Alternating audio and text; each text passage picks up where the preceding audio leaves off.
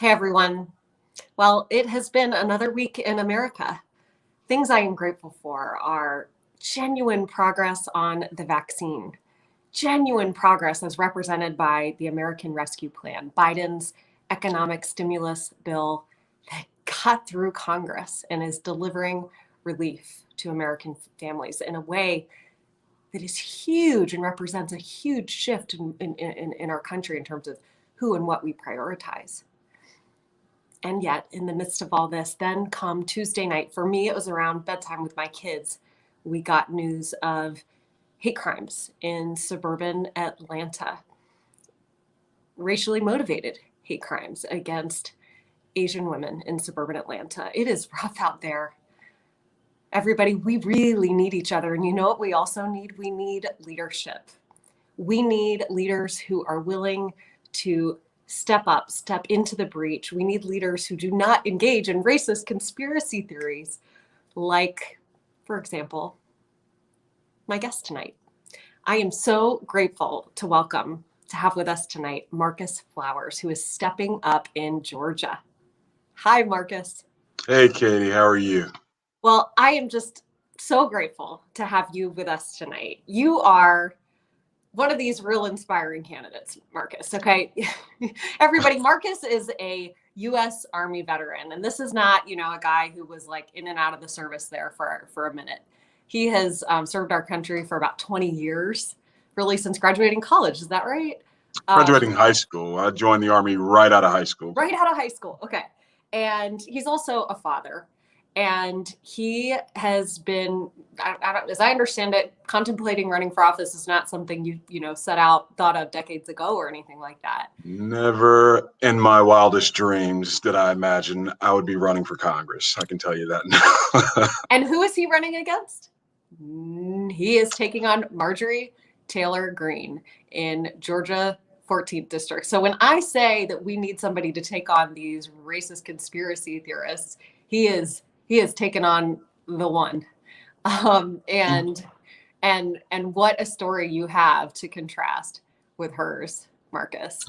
And your district is also really adjacent to those Atlanta suburbs. I know Cherokee County, Yes. where these hate crimes occurred. This is the neighboring county. Right next door. And so, absolutely. And so I know that you have been in on the conversation on this, Marcus, and I just really did want to start our conversation tonight because this is so timely. And, unfortunately, this horrific mass murder in the Atlanta suburbs just a couple of nights ago, there's been a very disturbing uptick in hate crimes against Asian Americans that has accelerated during COVID. And so I just wanted to give you an opportunity to speak to that, especially considering how closely this happened to your own home. Well, Katie, I tell you, we grieve alongside the AAPI community right now. These horrific acts of violence that we've been seeing for the last several months, culminating in the events in Atlanta just a couple of days ago. I don't know how else to categorize this.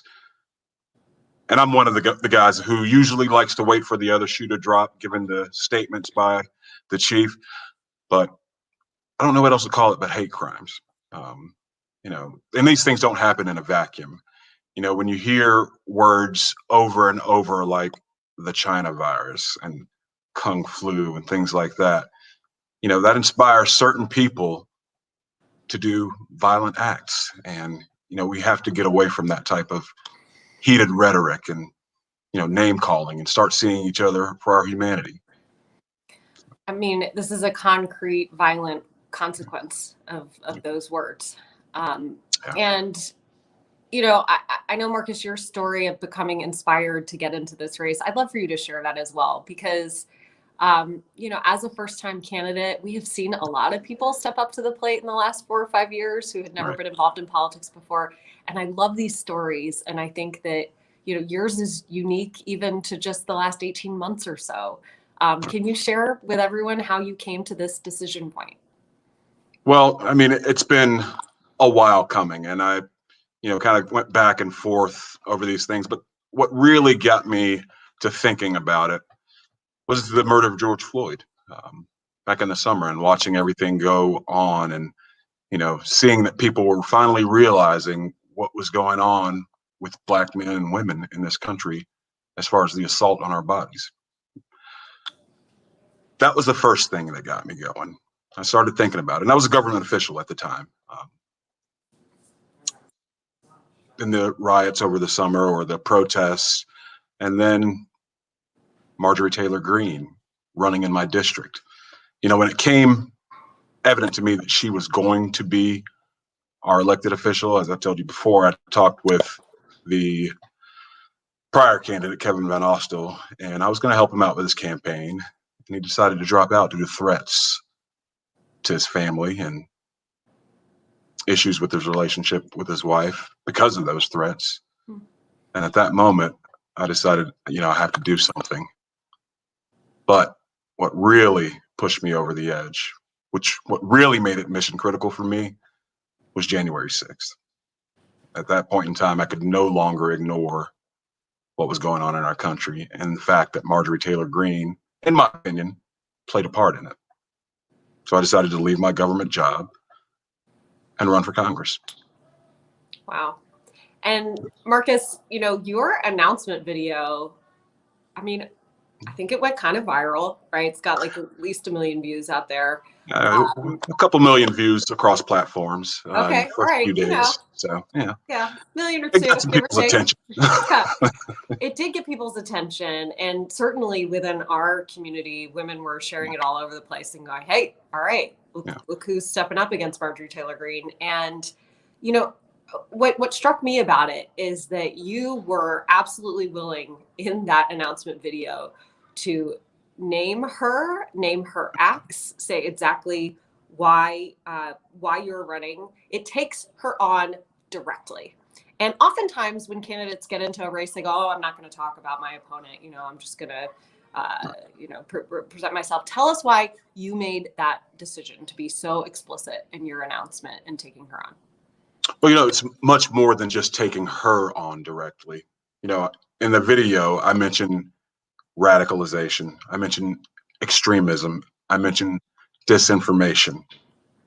These are things that have been running rampant in our country for the last several years now.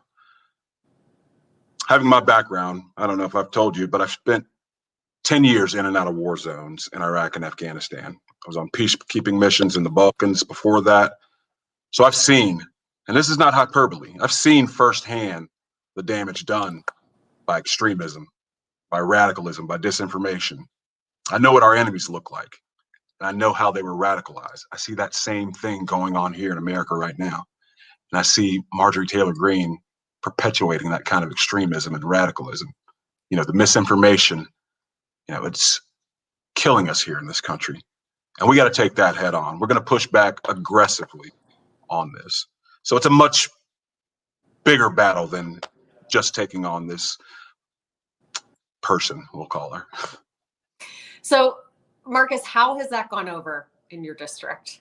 I heard a lot of positive feedback on that announcement from women who mostly live outside the Georgia 14th.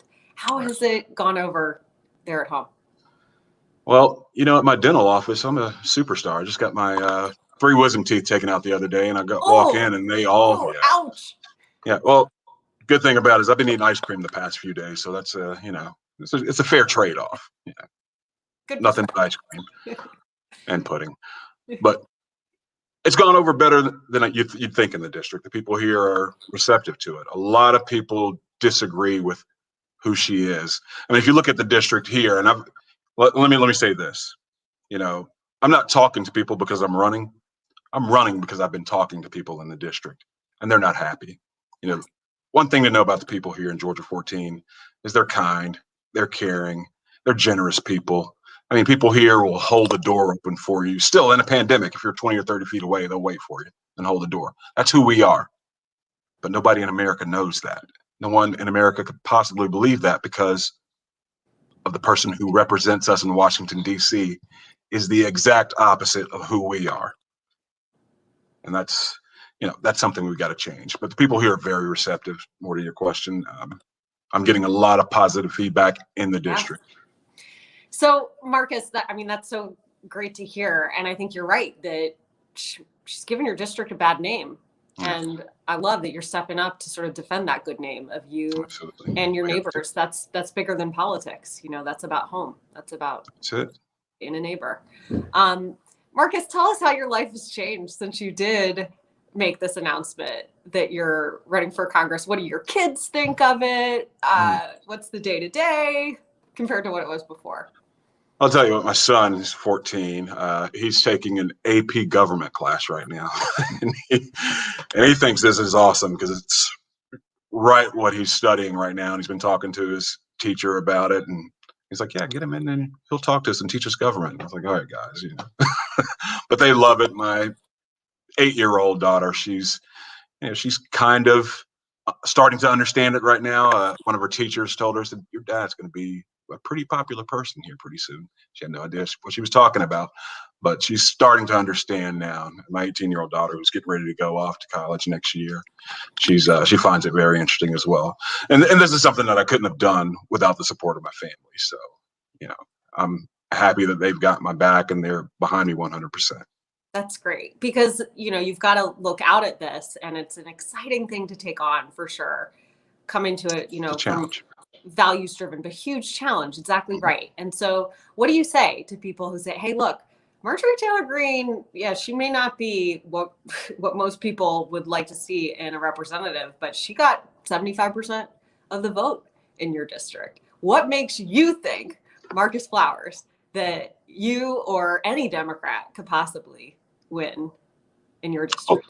Well, look, you know, the people didn't have a choice last time. So I'm running to give them that choice. And that's going to be a choice between chaos and stability. You know, a choice between someone who said that 9/11 was a hoax versus someone who is actively serving the country on 9/11. Now, look, I'm under no illusions that this isn't going to be an uphill battle. And I also know that I can't take this hill alone, and I'm going to need everybody's help. So for everybody out there listening, please go to marcusforgeorgia.com and donate to our grassroots campaign. Because we're not going to accept corporate PAC money. It's time to get that dirty money or dark money out of our politics. So I'm going to need all the help that I can. I mean, this guy does not sound like a first-time candidate. Marcus, you're a natural. Like, look at that. It's just like you went there. This is new for me. I mean, I'm impressed though. That's how you get support. You got to ask for it, right? You got to ask for it, apparently. Yeah, exactly right. Well, what an exciting time. And I love that your kids are so supportive. It sounds like they're going to be like running the volunteer coordination teams before long. Oh, well, they're going to be stuffing some envelopes. I can tell you that right now. Oh yeah. They got a lot of that in their future. So I think that's something I'm telling people about this district every day, though. I mean, she didn't even have an opponent on election day last time around. And now we see all this interest, all this focus, candidates stepping up. That changes. Yeah. That changes completely. And what a contrast you provide. I want to talk about another big story out of Georgia, another with just huge real world consequences, which is all of these voter suppression bills. We know that this is happening in most states across the country, but there has been a lot of attention on what is going on in the Georgia state legislature with these ridiculous bills trying to make it just insanely difficult to vote. How do you think this plays out, both in Georgia and what would you do if you were in Congress already to help push the For the People Act, HR 1, the John Lewis Voting Rights Advancement Act? How are you looking at all that? How do you think this plays out, and what difference do you think that you could help make on this? Well, I'm someone who, coming from the military, coming from defense contracting, and being a former government official, I've worked with all kinds of people. I know I can work with anybody because I've worked with everybody, from our mission partners and from the UK, from France, Germany, the Balkans, Iraq, and Afghanistan. You got to build some consensus here. I mean, the John Lewis Voting Rights Act is a no-brainer, and all the bills coming out in Georgia, they should expect significant pushback. And, we're organizing here in Georgia. We're building movements, building upon movements that have already been started, so I think they're going to find that we're not just going to back down and take it. we're definitely going to push back on these voter suppression bills because oh well, I mean that's what we're seeing. We're seeing Stacey Abrams and all these other organizations that are playing such a leadership role. I mean, that's what I mean when I say movement. Building upon movements. She and Lucy McBath, they got things really started here in Georgia. So oh my gosh, yes, I just love to continue that. Oh, she's amazing. She was a guest here as well, actually, previously in December. She's awesome, isn't she? Yeah. Oh my gosh, so inspiring. Her book just put a fire in my heart. And I'm lucky, actually. My parents who live in suburban Atlanta are represented by Lucy, and we're so proud of that. If she was my representative, I can guarantee I wouldn't be running right now. So I'd be happy with my representation. No kidding. Okay, so Marcus, how I can imagine you have very clear views on these things. George Floyd's death is part of your motivation for being here. You have no qualms calling out what happened on January 6th and the insurrection at the Capitol and how wrong that was. None whatsoever. When it comes to voter suppression bills, you are clearly clear on where you come down and what needs to happen on these issues. Absolutely. You are coming into a district where there are going to be a lot of voters who really disagree with you. Perhaps they voted for Trump 2 times. Perhaps, they supported Marjorie Taylor Greene.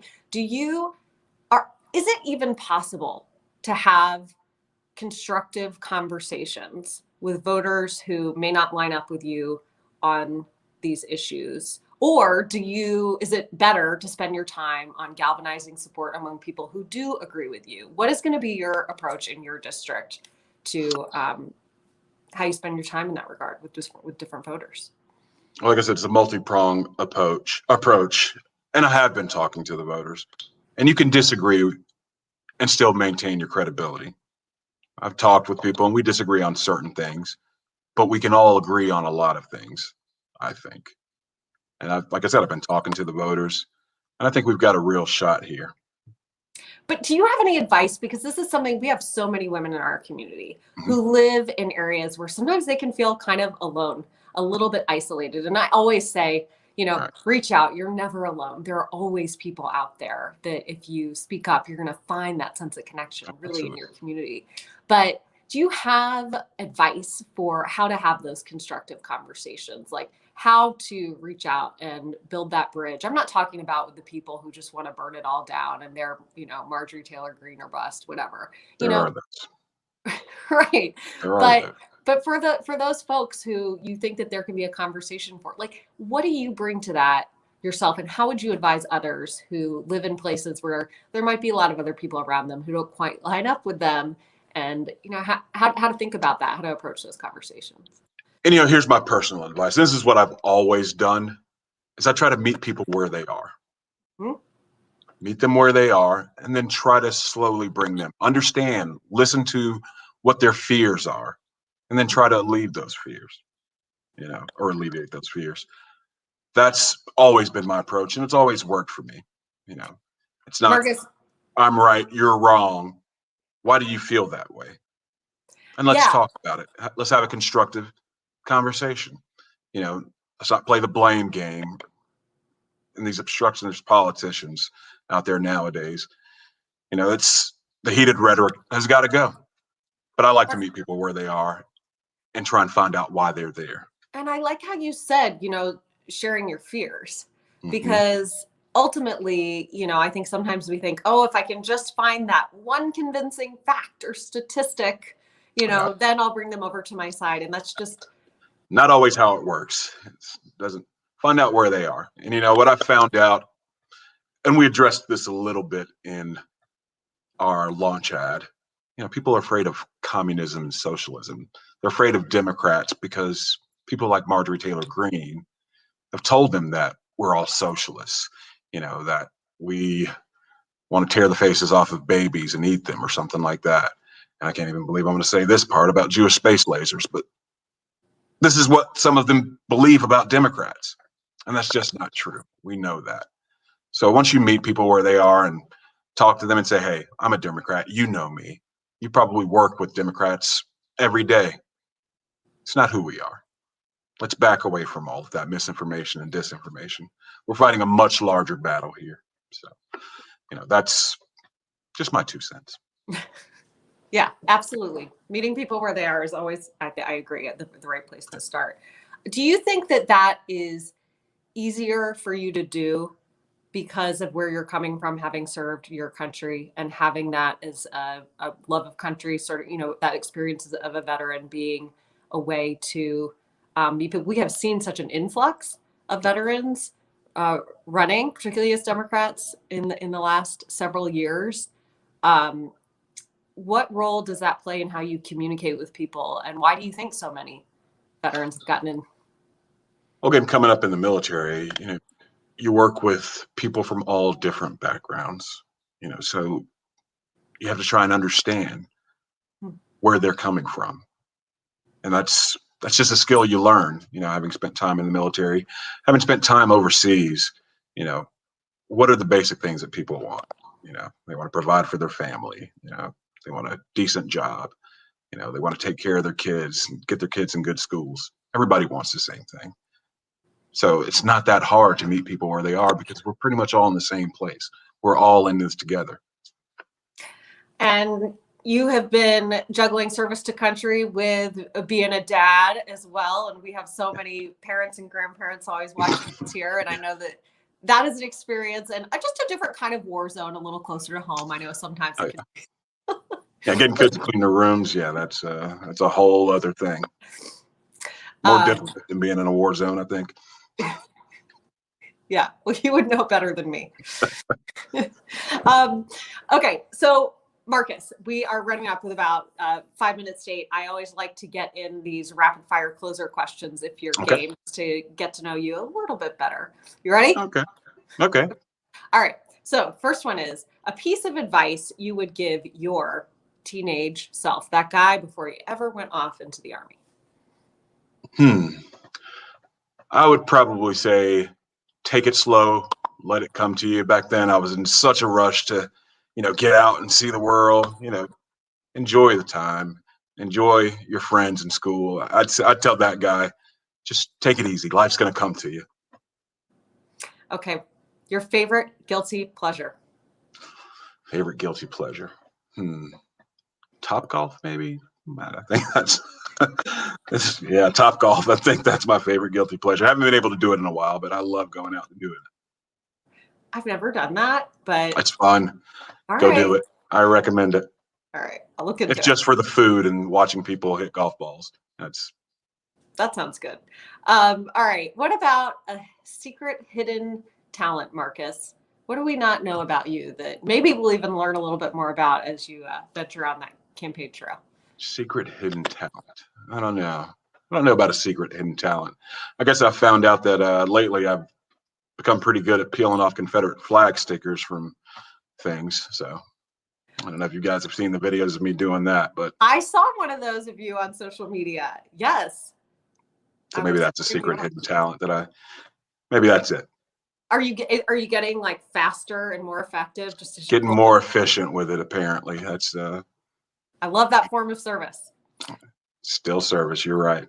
Right. Okay, Marcus, one thing that is giving you hope right now. The outpouring of support that I'm seeing come into the campaign right now. People reaching out from all over the country, people in the district reaching out to me and showing me their support. That's giving me a lot of hope and letting me know that we've done the right thing and we're on the right track. So that's the one thing that's giving me hope right now. All right. And we do want to we put it up once before, but where people can go to check you out on social media and your website, marcusforgeorgia.com, because a lot of women have been asking like, hey, all right, I want to get involved with that. I want to support him. So we really appreciate that. Yeah. So that's where we're going to go. Marcus, I want to thank you for your time tonight. I want to thank you for your service. And for just stepping up when we need leaders. Your opponent is not one. And so we need this leadership so badly. And it is yet another chapter in the service that in your service to our country and what you're doing now. And we appreciate that. Well, it has always been my greatest pleasure to serve. I never know how to take that when people say thank you for your service. hey, I got the best deal out of this. I feel like, I'm the one who's honored to have been able to serve. Not everyone can do it, but, thank you. I appreciate it. Thank you. Well, Marcus, we have a few women, I think one or two even from your part of the country, who we always like to have a few women come on at the end of these interviews and who get to. Hello. Hey, everybody. Hi, guys. And they just have a little conversation to kind of reflect on what you shared during our time together, because we are all about at Red, White, and Blue building community among women so that we can support each other, inspire each other, learn from each other, so that we have got that strength to get out there and get involved. Outstanding. And we have to sustain that in between election cycles, because look at you, you're already out and running, and this election is so far away, but you got to be already. I know, have to be. It's time to push back already. Yeah, exactly. Say, Marcus, I'm with you on the Top Golf thing. We have one right near me, and I'm terrible at it, but it's a nice place to hang out with friends. So. I am too. It's great. If everybody else just wants to introduce herself, and then we'll let Marcus go and get back to work. But or maybe even have some time with your kids, Marcus. Yeah, it's kid time. I gotta start getting them in bed now. The little one. We've got about 30 minutes before her bedtime. But I appreciate you guys having me, and thank you. Absolutely. Well, Carol, Wendy, Julie, it's great to see you guys. Thanks for being here for the conversation and for building this community with us. Thank you. Thank you. Hi, ladies. Thank you so much for jumping on with us tonight. I'm going to let everybody go around and introduce themselves. Carol, I'll start with you. You're directly below me on the screen. So you're one of our Georgia ladies. You want to say hi and tell us a little bit about you?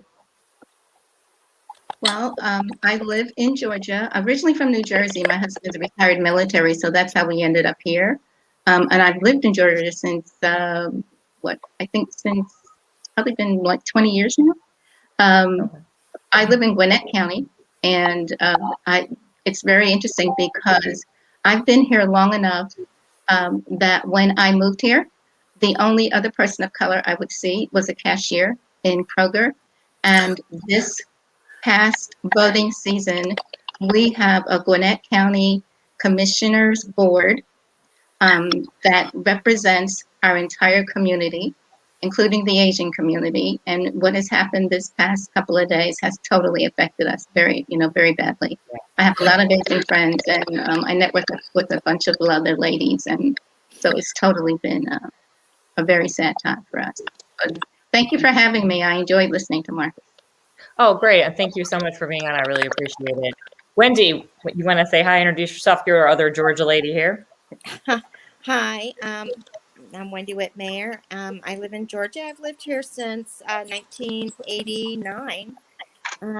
So it's been a while. I've been here in the state.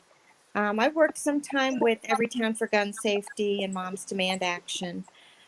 So what happened here in Atlanta is very distressing. I also live in Cherokee County, which is where the shootings took place. So I really enjoyed listening to Marcus. I'm really interested in hearing more of what he has to say and how it concerns us here in the state of Georgia. I do not live in his district, but I know people who do live in that district who want to see change. And they want to see Marjorie Taylor Greene gone. Right. And I know Julie Collins and I both have been involved with like Moms Demand and the gun violence prevention movement. And I know it's really frustrating just to see very slow progress on that and so much extremism around it. So I was really happy to hear that was one of Marcus's big things, was to fight that extremism. That's the kind of voices we need in Congress. Julie, you can introduce yourself. You've been on here multiple times, so people know you just as much as me, but go ahead and say hi. I'm Julie Collins. I live in Westerville, Ohio. I'm an organizer with Red, Wine, and Blue. All right, well, let's chat a little bit about Marcus, because I was really impressed. I thought he was. I really liked how he started by just talking about the reasons that he was running, and based on, you know, being influenced by first the George Floyd murder and then also by just the extremism of, make sure I wrote this down right, Marjorie Taylor Greene, and then the January 6th insurrection. Like I said, I found it it's great to hear from people who are stepping up to run for office because they care. And it's not just some like my parents were a politician and I'm going to follow this career path. So I'll start with you, Carol, again. Takeaways, thoughts. What did you think about what Marcus had to say? Well, I was impressed with Marcus. You know, I'm familiar with the area only because I believe Calhoun is in the 14th district and it's a big shopping area for us when we want to go shopping. So that's probably been my only exposure to the area itself. But I've been actually appalled by Marjorie Greene, and I think that she needs someone really strong to take her on. She's going to come out fighting dirty, and you know, it sounds as if he's ready for that fight, and he'll be able to handle himself and handle himself well. I think that's going to be extremely important because she has so many. I mean, when you think of Kevin McCarthy and all of these other guys who are behind her, we have to have someone who can stand up and stand up for themselves and take it and give it back and give it back. And I think that he's the person who can do it. I mean, I have only seen his video, which I was extremely impressed with it.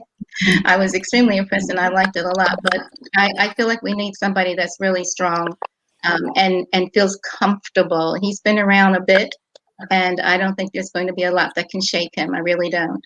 So I'm impressed. 100% agree.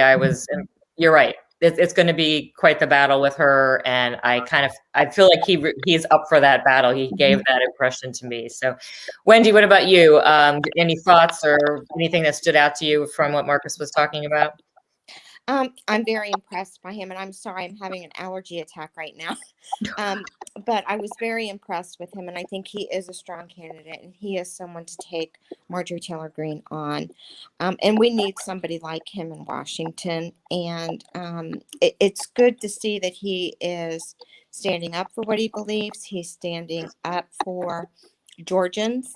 He is changing the narrative in Marjorie Taylor Greene's district. And I think those are really important things. And I think that he is a family man. He's a family person. And that is something that's very important to voters too, so that there is a relational aspect to him. You know, he's somebody that people can relate to. And, you know, I'm very impressed and I'm very glad that he is in this campaign. And I think he's coming out strong. And I think he has to because she's tough. She's going to come out swinging, and she's going to throw all the conspiracy theories and everything that she possibly can. And I think he seems strong enough to stand up to her and to fight for Georgia and for that district. And I think that is what's most important right now.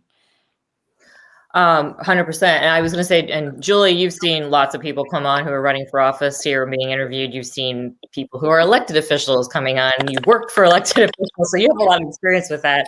So I'm sure, curious of your impression. And I was also going to mention to you that I really loved him talking about that firsthand extremism that he sees and how he stepped up because, he wants to take it head on. And I wrote down that like we all need to join in that fight. And that's really part of what Red, White, and Blue is trying to do is have people using their voices to fight back. So I'm just giving you that opening. You can kind of riff on your takes on the interview. Well, I was very impressed with him, but also a little thrown off because he looks just like my brother. He talks like my brother, and he had my brother's mannerisms. I'm like, Scott? But his approach to talking with people who disagree with him, I thought was phenomenal. And I thought, too, that was going to be a great, great skill in a district where you have some folks who actually voted for Marjorie Taylor Greene. So that means they must think like she thinks. Not obviously not everybody, but some of them. And so if he can have a conversation with them that doesn't lead to, just ugliness, I think that's actually pretty good. And I think that he has the calmness and the levelness, kind of like what we used to see with President Obama, how you just never saw him really riled. And I think that's an important skill, especially for someone who's of color. It's hard for some of us to run for office in different places and be passionate about things because it's perceived differently. And so I was really pleasantly surprised and thought his whole demeanor and everything was just fantastic. And I'm excited to see what happens and to watch, how he proceeds forward. And I think that he's going to be able to draw a lot of folks, into his corner. And I see, I've seen other people in, other areas of Georgia who are impressed with him and want, to get rid of, it seems like everybody wants to get rid of Marjorie Taylor Greene, which is a great thing. So I'm just hoping that, we can be successful in helping and that, we can get this done. Yeah, I really love that part too, where he was just talking about meeting people where they are, because again, that's something else that's big with Red, White, and Blue is knowing that you kind of have to meet people in this space, in their headspace where they are and try to, talk to them that way. And people are willing to listen if you don't just come at them and attack them. And I think that's a mistake a lot of people make. But I also was glad that there was some discussion around the voter suppression bills that are going on in Georgia. And Carol, what is feeling on the ground right now with those? Because I know that your legislature has been very busy. They have been extremely busy, and most of us saw it coming. We really did. Our concern now, because with what they've done, the only way that we can get beyond that is for them to go ahead, which is now the bill is actually in the Senate, so it's S1. We've got to get that passed. And obviously with the whole filibuster questioning as to whether or not what Biden will do with that, right. That's very concerning. I don't know if you guys heard, I call him Reverend Warnock, but Senator Warnock's speech. I actually watched it it was yesterday, as a matter of fact, and I watched it on C-SPAN, and it was just amazing. I was working, I had to stop what I was doing and just stand there and watch it and listen. And he said that we have to change the filibuster. And Schumer said that there's not going to be any other way. We're not going to lose this. If we lose this, we're in trouble. We really are in trouble. But I think that's going to be our salvation, and it should be our salvation. I mean, that bill should have been passed way before John Lewis even died. So that's our concern, is basically if that's going to get through the Senate. Yeah, 100%. That should have been passed a long time ago. I totally agree. John Lewis should have been here to vote for that. So, so last question, I'll just go to you, Wendy. I was just curious about how you think all the voters are feeling in Georgia right now, because obviously you guys had the presidential election like we did, and then you all got that extra Senate run that just dragged out longer. And now we're rolling right back into the congressional and then also fighting voter suppression bills. There's just a lot going on for you all. What's the feeling for you guys right now? Are you ready to engage, or is it kind of like we're exhausted? Well, I think there's a little bit of election fatigue, just a little bit. But, I think that people are excited still. I think we're excited that Georgia has turned blue. And this is something that this state has wanted for a very, very long time. So we're so excited that we are at this point in history. And I think our momentum needs to keep going and pushing forward and keeping Georgia blue. But, if we can kind of rest up a little bit, and we'll be ready to go by the time this election comes up. And we're excited and we're ready for it, and we're ready to meet the challenges. So I have so much faith in Georgia right now. And I'm proud to live here. I'm proud to be here and see the excitement and the new movement here in Georgia that's turning us blue. And I think it's wonderful. So we're excited. That's fabulous. All right. Well, ladies, I really appreciate all of you coming on tonight, giving us your thoughts. And I love hearing about, firsthand experience from Georgia, because we love Georgia, right, Julie? We're ready to come and help you guys with maybe post-COVID, since we're all starting to get our vaccinations. Yeah. I would love to come down to Georgia. You're welcome. Julie and I wrote. All right, everybody, we thank you. Thank you all for coming on. It was really nice meeting both you and Carol and Wendy, and everybody have a good rest of your evening. All right. Great. Thank you. Thanks for having us. Thank you.